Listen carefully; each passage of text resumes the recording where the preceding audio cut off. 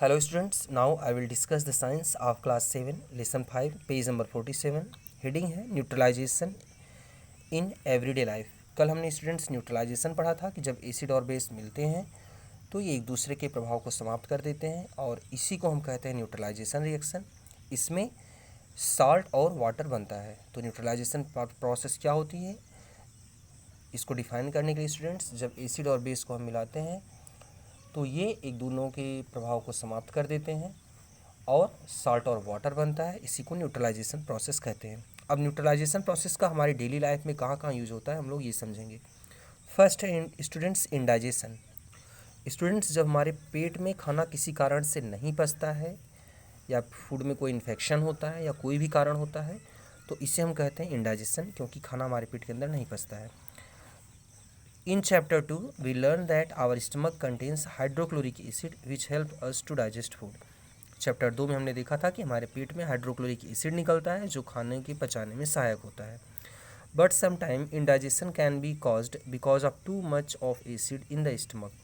लेकिन कभी कभी पेट के अंदर एसिड की बहुत ज़्यादा मात्रा निकलती है जिससे हमें इंडाइजेशन हो जाता है, विच इज़ स्टूडेंट्स हम लोग पेज नंबर 48 देख रहे हैं, विच इज़ पेनफुल।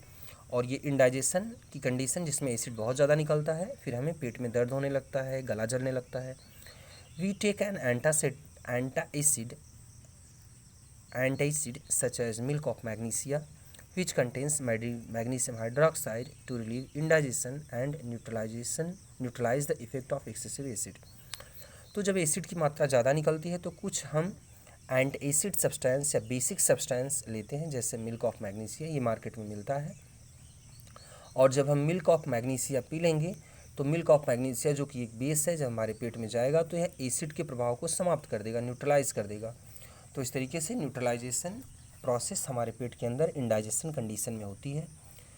अगला है स्टूडेंट्स एंट बाइट। जब हमें चींटी, बर्रे, मधुमक्खी काट लेती है तब क्या होता है स्टूडेंट्स, इसमें भी हम कैसे न्यूट्रलाइजेशन प्रोसेस से हेल्प लेते हैं, समझिए इसको।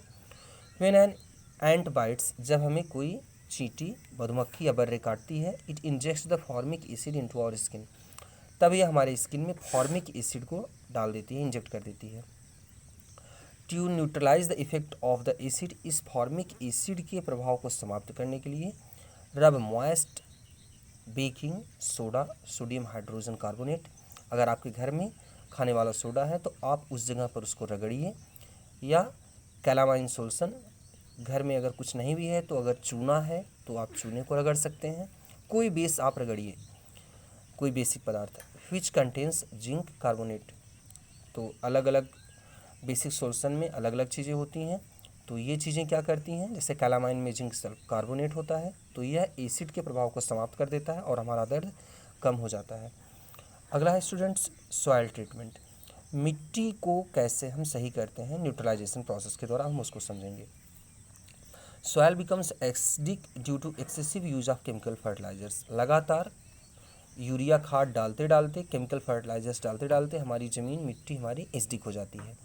When the soil is either too acidic or too basic, plant do not grow well. और जब ज़मीन बहुत ज़्यादा एसिडिक या बेसिक हो जाती है तब इसमें पौधे नहीं उगते हैं।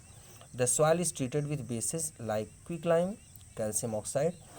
तब जब हमारी मिट्टी एसिडिक हो गई है तो हम उसमें बेस डालते हैं, जैसे चूना डालते हैं, कैल्शियम ऑक्साइड, और स्लेक्ड लाइम, चूने का पानी डालते हैं, बुझा हुआ चूना डालते हैं।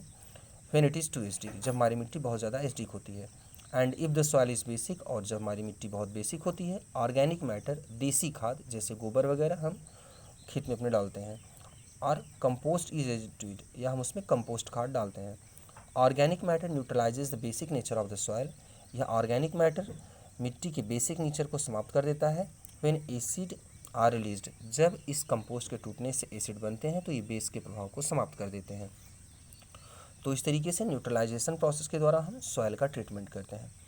अगली हेडिंग है students factory waste. The waste of many factories and industries are acidic in nature. बहुत सी फैक्ट्रीज और इंडस्ट्री जो होती है उससे जो कचरे निकलते हैं ये एसिडिक नेचर के होते हैं। If they are allowed to directly flow in the water bodies, और अगर हमने इस कचरे को सीधे पानी में डाल दिया, किसी तालाब या नदी में डाल दिया, the acid will kill fish and harmful and other organism, तो उससे, उस पानी से मछलियाँ और दूसरे जीव मर जाते हैं by disturbing the aquatic habitat, और जो पानी का नेचर होता है यह पूरी तरीके से बिगड़ जाता है, डिस्टर्ब हो जाता है।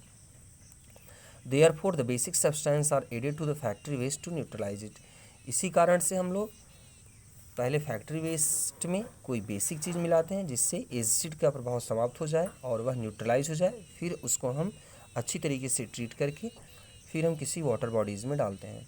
तो इस तरीके से स्टूडेंट्स हमने acid base neutralization process, salt, इन सबको पढ़ लिया है। आप इस लेसन की हर हेडिंग को ध्यान से पढ़िए, उसको समझने की कोशिश करिए। कल हम इसके एक्सरसाइज को सॉल्व करेंगे। स्टूडेंट्स तब तक आप लोग हर चीज़ को बहुत अच्छे से, बहुत ध्यान से हर हेडिंग को समझ लीजिए। Thank you.